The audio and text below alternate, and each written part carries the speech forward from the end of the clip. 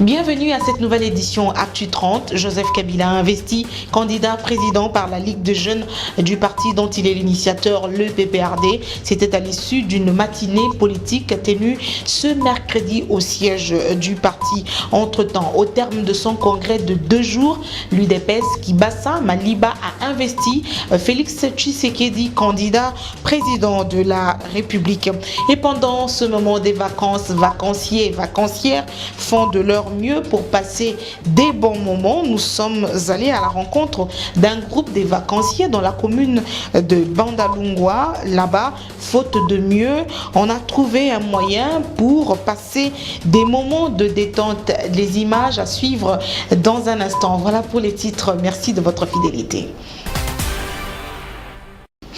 Bienvenue à tous. 25 juillet 2018, la Commission électorale nationale indépendante a ouvert officiellement les bureaux de réception et de traitement des candidatures pour recevoir les dossiers des candidats députés nationaux et présidents de la République. Mais dans la matinée, le bureau de la CENI a échangé avec un groupe des magistrats, des hauts magistrats nommés par le président de la République. Je vous propose ici d'écouter le vice-président de la CENI, Norbert Basengezi, qui fait le compte-rendu de cette rencontre.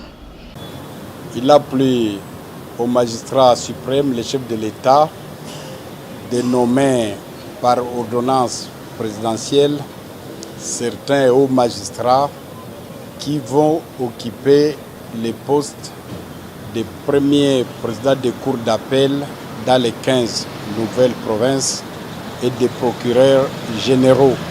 C'est avec eux qu'on était en train d'échanger pour que dès demain commencent les contentieux en République démocratique du Congo. Nous voudrions les féliciter, leur parler des éléments qui ont constitué la formation en cascade que nous avons entreprise il y a de cela 2 semaines. Après cet échange, ce qui reste à Kinshasa commence les contentieux demain dans les 12, dans les 11 anciennes provinces ou 12 anciennes cours, et les autres prennent leurs avions, chacun à sa destination, c'est-à-dire à Guadolité, à Gemena, à Lissala, à Bowende, à Buta, à Isiro, à Kalemi, à Bunia, à Kamina, à Kolwezi, à Inongo et Kenge dans les Sankuru et dans la province de Lomami à Kabinda. Je les encourage d'être donc à la hauteur et nous avons une promesse qu'il faut honorer celui qui les a nommés. La Ligue des jeunes du PPRD a son candidat président de la République. Il s'agit de Joseph Kabila Kabange, candidat investi par la jeunesse du PPRD ce mercredi au terme d'une journée politique. Là-bas, on ne jure que par la candidature de Joseph Kabila. Nouveau slogan de la Ligue des jeunes du PPRD, le Congo ma passion, le PPRD ma patrie et Joseph Kabila mon candidat. La suite dans ce reportage. Au cours de cette matinée politique, la jeunesse du PPRD a réaffirmé son soutien à l'initiateur du parti, Joseph Kabila Kabange. Pour la Ligue des jeunes du PPRD, les acquis de la reconstruction nationale doivent être préservés dans la paix et la stabilité. Le PPRD réitère son indéfectible soutien aux camarades Joseph Kabila Kabange, président de la République, et s'engage à l'accompagner jusqu'à la réalisation de sa mission, s'engage à l'accompagner dans sa passion à œuvrer pour le Congo, s'engage à l'accompagner dans son amour à bien faire pour les Congolais. Nous soutenons, nous réitérons notre soutien à Joseph Kabila comme président de la République. Qu'est-ce que vous attendez encore de mieux? Mais je vous dis que nous soutenons Kabila. Vous savez bien que la Constitution le président Kabila a toujours dit qu'il va respecter la Constitution et il faudrait que les Congolais comprennent. La Constitution dont Joseph Kabila parle, c'est la Constitution de 2006 révisée en 2011. Il y a eu la Constitution de 2006 où Kabila a été élu au second tour. Cette Constitution a été modifiée et la Constitution de 2011, c'est une Constitution qui fait élire le candidat président à un seul tour, c'est-à-dire à la majorité simple. C'est clair, net. Et nous disons, nous soutenons Kabila par rapport à ça. Qu'est-ce que vous voulez encore entendre? Nous savons qu'il y a des pécheurs à nos troubles, mais nous sommes respectueux de la Constitution et nous voulons préserver l'acquis de la démocratie. C'est Kabila qui a amené la démocratie dans ce pays où le peuple s'exprime librement. Et nous allons respecter la Constitution, mais la Constitution révisée de 2011. La Ligue de jeunes du PPRD encourage les institutions de la République à poursuivre les efforts engagés pour offrir aux Congolais des élections crédibles. La jeunesse du parti met en garde les acteurs politiques et notamment la société civile qui multiplie les stratégies qui n'ont que pour objectif faire obstruction au processus électoral. Elle invite les Congolais à s'approprier du processus électoral et à refuser toute manipulation.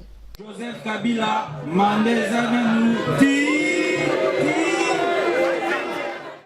Entre-temps, l'Union pour la démocratie et le progrès social Kibasa Maliba a choisi Félix Tshisekedi comme candidat président à l'élection du 23 décembre prochain. C'est la principale résolution issue du 3e congrès de ce parti de l'opposition, congrès organisé du 23 au 24 juillet dernier dans la capitale. Le reportage de Orman Bola. Les cadres et militants de l'UDPS Kibasa se sont réunis en conclave du 23 au 24 juillet à Kinshasa.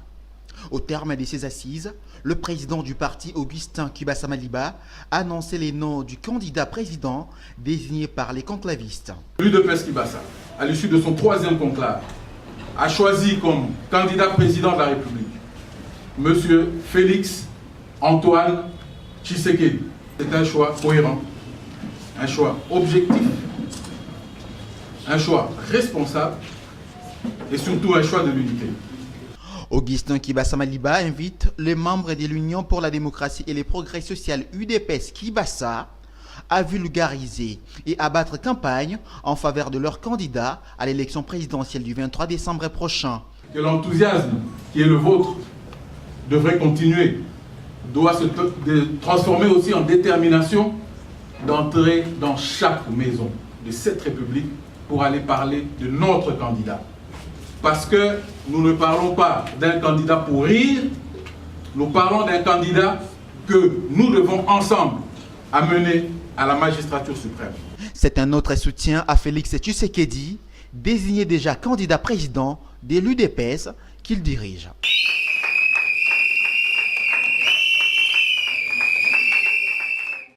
Autre chose, au cours d'une cérémonie au quartier général des FRDC qui s'est déroulée mardi 24 juillet dernier au Mont Ngaliema, l'ancien chef d'état-major général des FRDC, le général Didier Etumba et son successeur, le lieutenant général Célestin Mbala, ont procédé à la remise et reprise. C'était en présence du chef de la maison militaire, du chef de l'État et des officiers généraux supérieurs des FRDC. Le reportage est commenté par Jaël Moloaï.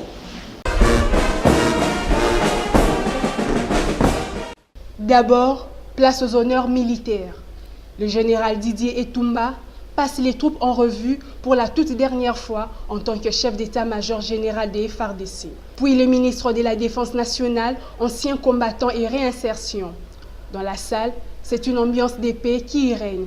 Désormais, le général Didier Etumba, nommé conseiller militaire du chef de l'État, cède le bâton de commande au lieutenant général Célestin Mbala, nouveau chef d'état-major général des FARDC. Une cérémonie qui se déroule sous l'œil vigilant du ministre des tutelles. Le lieutenant général Célestin Mbala a été chef d'état-major particulier du président de la République de 2008 à 2013. Avant d'être nommé chef d'état-major des FARDC, il a assumé les fonctions de chef d'état-major adjoint chargé de l'administration et la logistique.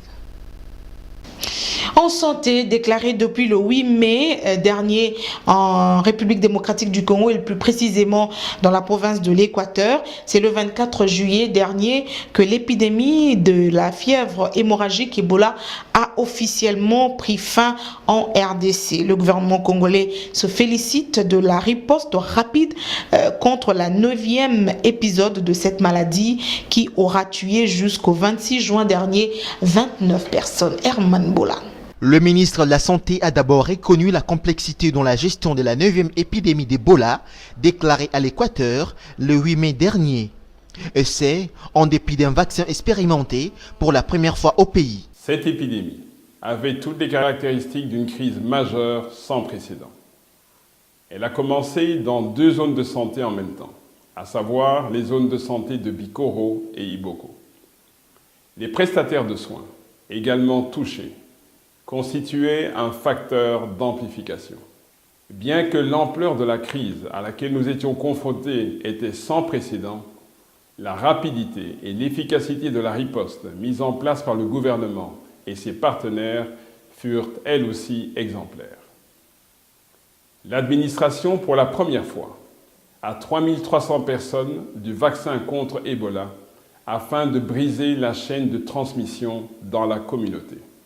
56 cas d'épidémie d'Ebola ont été enregistrés dans la région de l'Équateur, dont 38 confirmés, 15 cas probables et 3 suspects.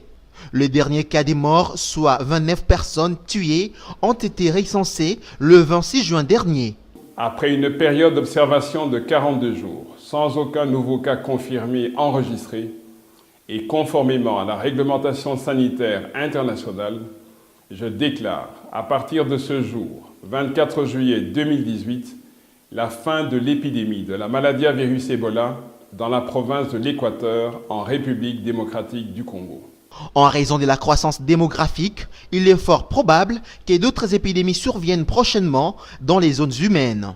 Le pays doit déjà se préparer pour la 10e épidémie d'Ebola, prévient le ministre de la Santé congolais, le Dr Oli Ilunga.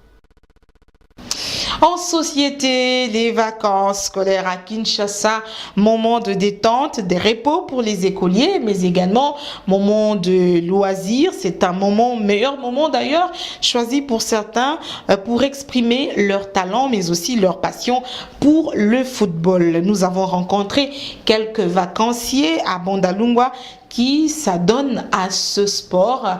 Jaël Molouaï et Serge Mitilesi. Tous les moyens sont bons pour s'offrir de bonnes vacances. Argent ou sans argent, à chacun son rythme. Nous sommes dans la commune de Bandalungwa. Pas des terrains de football, mais plutôt une avenue transformée en aire de jeu. Des joueurs occasionnels qui ont tous la passion du football. C'est ma passion. J'ai envie de devenir un joueur. Il y a le foot et je joue aussi à la course et je m'amuse avec mes amis. Parce que j'aime le foot. J'aime jouer au foot. C'est ma passion. Qui dit joueur, dit maîtrise des règles. Je suis latéral. 10. Parmi ces écoliers sortiront peut-être des futurs rois du ballon rond congolais. Certains nous ont confié micro fermé, avoir pensé à une carrière professionnelle.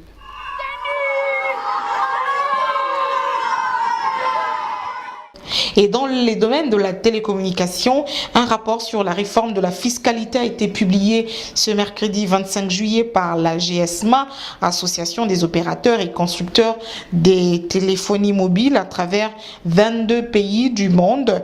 Dans ce rapport, la GSMA révèle que la population congolaise reste la moins connectée du monde malgré la forte croissance connue dans le marché de la téléphonie mobile en République démocratique du Congo durant les 10 dernières années. La GSM estime que 64,5% de la population congolaise reste privée d'accès aux services mobiles. 23% des Congolais possèdent un smartphone, 14% seulement ont accès à Internet. Pour ce faire, la structure recommande une réforme de la fiscalité téléphonique mobile en République démocratique du Congo pour favoriser une large connectivité des Congolais ainsi que pour améliorer la croissance économique dans le pays. C'est par cette brève que nous bouclons cette édition. Merci beaucoup de l'avoir suivi. Ces remerciements, c'est au nom de toutes les personnes qui l'ont produit.